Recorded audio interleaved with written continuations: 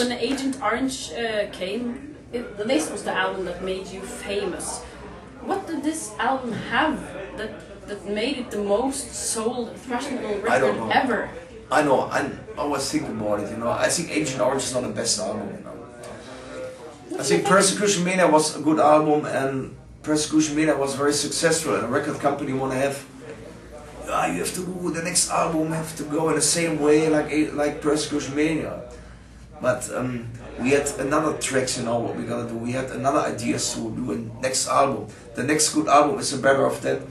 I think Agent Orange is just an album to say the commercial line, you know, to sell the record copies, you know.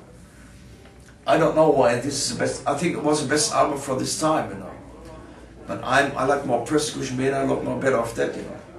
I don't know why this album was so successful. I don't know. But why did you pick the name Sodom? I don't know. When you started the band, you're looking for a band name, you know. And in the beginning, that was very easy because there was a handful of bands who knew this kind of music, you know. You were lucky to begin early, so that you didn't have to fight.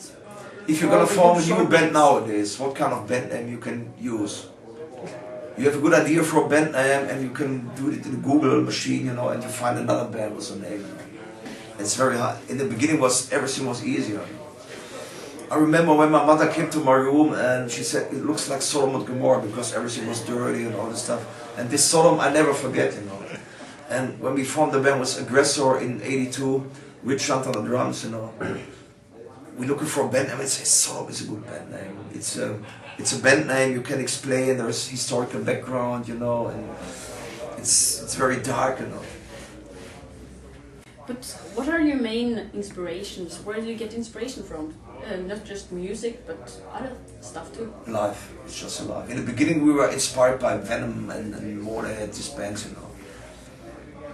I started listening to music from '76, you know, when my older sister listened to T-Rex and Slade and Sweet and all this stuff. I started listening to music. But inspiration nowadays is just alive. It's not other bands, you know. What I told you before, I'm never interested in what other bands do. You know? I'm gonna listen to the new Creator, no problem. But I never say, oh, Creator is a good album. We have to do it in the same way, you know. No way. We just do what we want, you know. We just do what we like to do, you know. We have to keep our roots, you know. That's very important.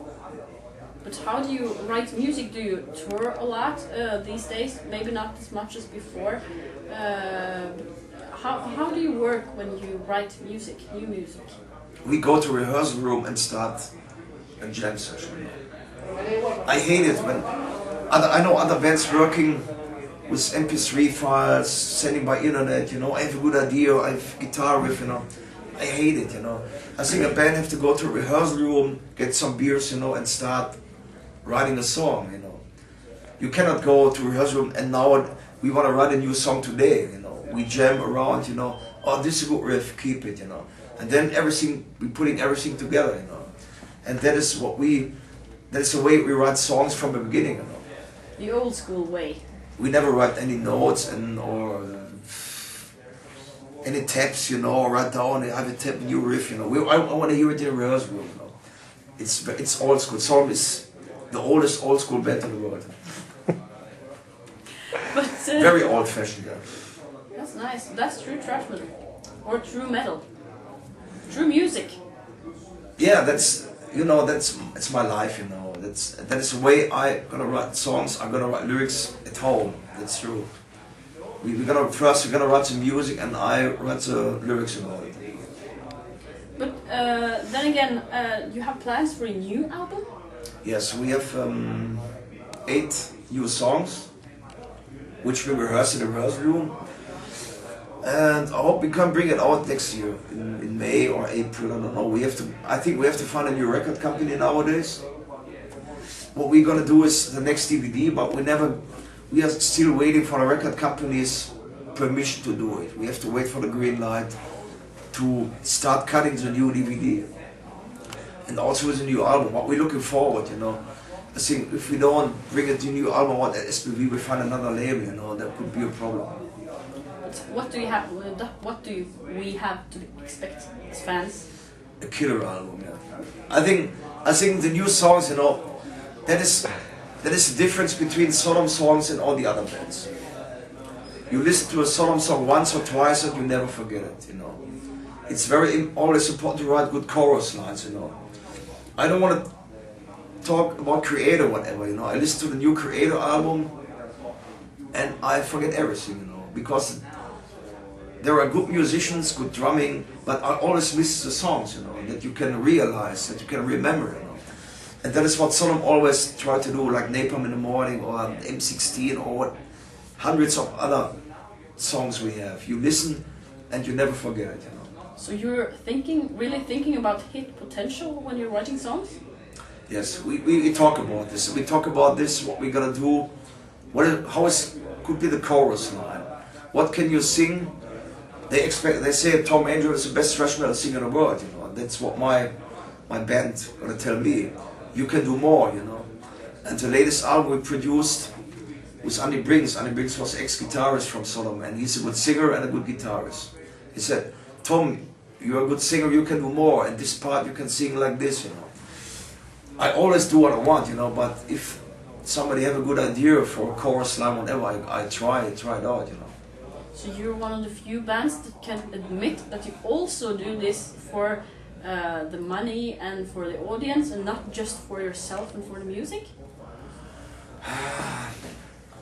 I do it for myself in the first line. I do it also for the money, you know, because I have to live from the music, you know.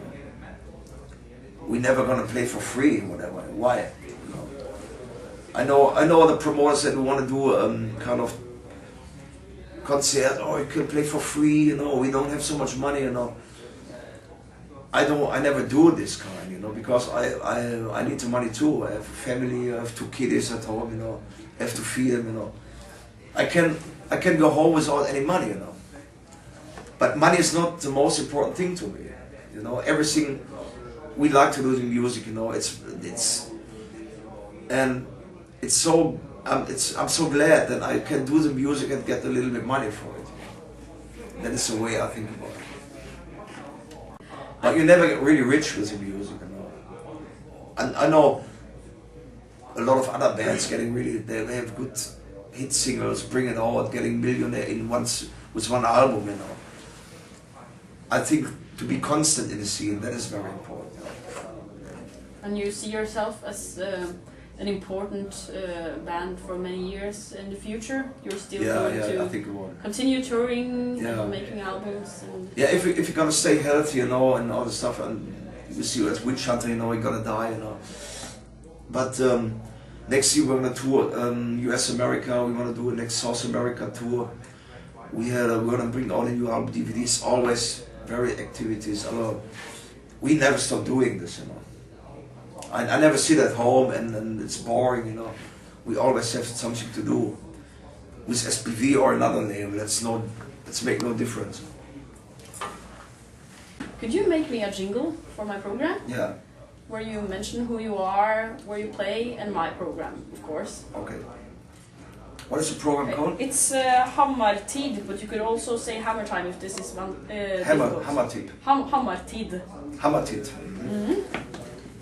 This is Tom Angelripper from Sodom. You're listening to Hammartid. And this is a song from a latest release called Blood on Your Lips.